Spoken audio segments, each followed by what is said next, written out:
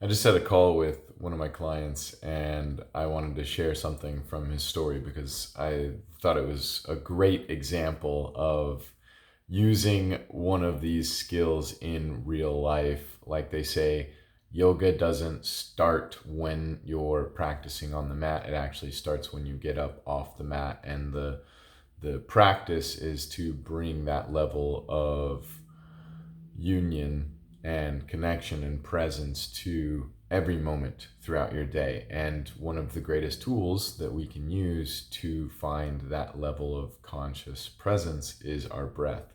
And for any of you that know, I'm a big advocate of starting people with just learning the 4-part breath: the inhale, the pause, the exhale, and the pause. Bringing some skill, some layers of awareness and refinement to the process of breathing and bringing our full conscious attention to that moment and to that practice is the meditation. And it just so happens also to help downregulate the nervous system, engage the parasympathetic nervous system, turn on more rest and digest, and get you out of that cortisol, adrenaline, sympathetic fight or flight state. And not only is it good in that sense of using it for down regulating the nervous system in the physical body, but it helps you to maintain your center and maintain a calm presence and keep yourself composed under duress, under stress.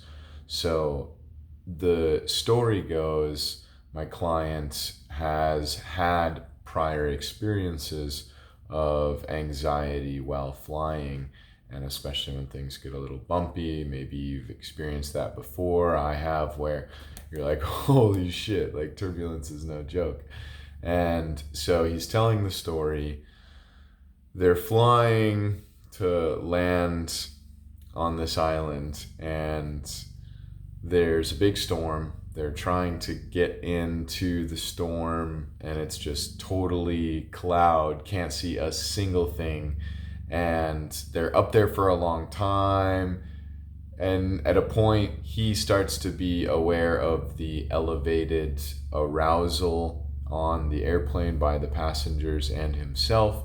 He sees the pilots talking to each other and starting to get to that, like, okay, what's up? And the pilot comes on and says that they've missed the runway a couple times, and if they're going to attempt one more time, but if they miss it this time, they don't have enough fuel to keep trying and are going to have to go back.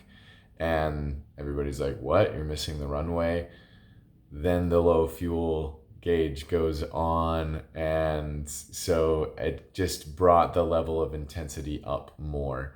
And my client defaulted to the inhale 4, hold 2, exhale 4, hold 2, the 2-to-1 ratio of inhale exhale to the holds, and sat there for 40 minutes, where he normally said he would have had a full panic attack. He felt it coming on. He would have had the bag, potentially puked, most likely would have vomited, using the bag to try to keep himself chill. And he just regulated himself for 40 minutes using the 4-part breath. And he was like, that shit works for sure, because normally that would have sent me over the edge. And so I just love sharing examples like that, because it's when we actually apply these skills into our daily life, like strength training or meditation, whatever it may be, just designing a more healthy and intentional lifestyle, we start to see how that carries over into all the other areas of our life.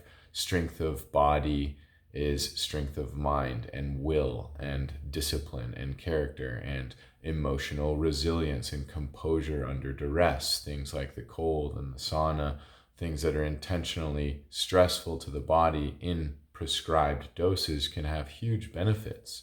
And simple practices like going for walks, getting sunlight on the body, practicing a breathing meditation daily can reap huge rewards in the body. And I just love it when I hear how these simple, basic tools, no cost, low cost tools and skills are being implemented in the real world, getting tested and shown like, hey, this stuff really works. So obviously a lot of the research is thin in the biohacking, holistic health space of human optimization, but there is good research out there to start and tell us, hey, some of this stuff does work really well, like the breathing meditation.